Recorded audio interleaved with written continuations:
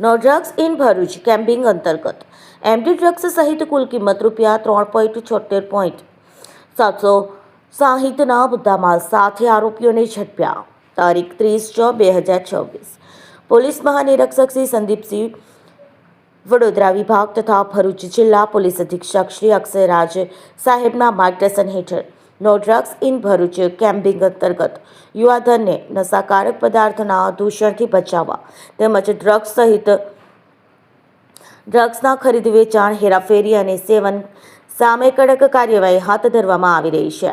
આ અભિયાન અંતર્ગત નાયબ પોલીસ અધિક્ષક શ્રી ડોક્ટર કુશાલ ઉઝાન સાહેબ, અંકલેશ્વર ડિવિઝનના માર્ગદર્શન હેઠળ અંકલેશ્વર શહેર એ ડિવિઝન પોલીસ સ્ટેશનના પોલીસ ઇન્સ્પેક્ટર શ્રી પીજી ચાવડાએ પોલીસ ટીમને નશાકારક પદાર્થો સંબંધિત ગુનાઓ શોધી કાઢવા સૂચનાઓ આપેલ હતી.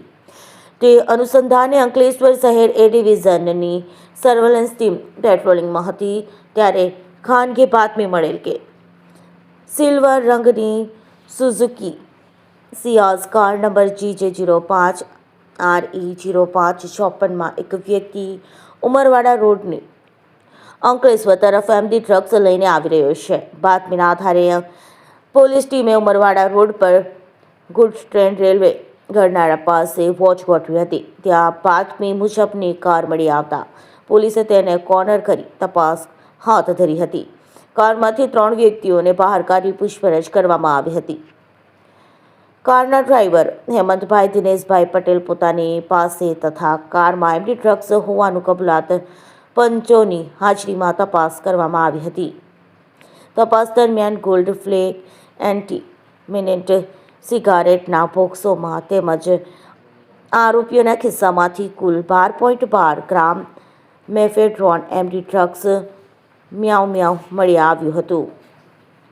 સ્થળ પર બોલાવવામાં આવેલા FSL અધિકારીઓ દ્વારા નાર્કોટિક્સ ટેસ્ટિંગ કીટ કરાવેલ પ્રાથમિક પરીક્ષણમાં જપ્ત કરાયેલા પદાર્થ મેફેડ્રોન હોવાનું નિશ્ચિત થયું હતું. આ કાર્યવાહી દરમિયાન ₹3.74,760ના મુદ્દામાલ કબજે લેવામાં આવ્યો હતો, જેમાં ₹36.360 કિંમતનું 12 ગ્રામ એમડી ડ્રગ્સ, કાર, ડિજિટલ વજન કાંટો, મોબાઈલ ફોન તથા અન્ય મુદ્દામાલનો સમાવેશ થાય છે. પૂછપરછ દરમિયાન મુખ્ય આરોપી હિંમતભાઈ પટેલ એમડી ડ્રગ્સ અંકલેશ્વરના અક્ષય ઉર્ફે સની ઠાકુર પાસેથી લાવ્યું જણાવતા પોલીસે 3 આરોપીઓની ધરપકડ કરી તેમજ વોન્ટેડ આરોપી અક્ષય ઉર્ફે સની ઠાકોરને શોધવા માટે કાર્યવાહી હાથ ધરી હતી.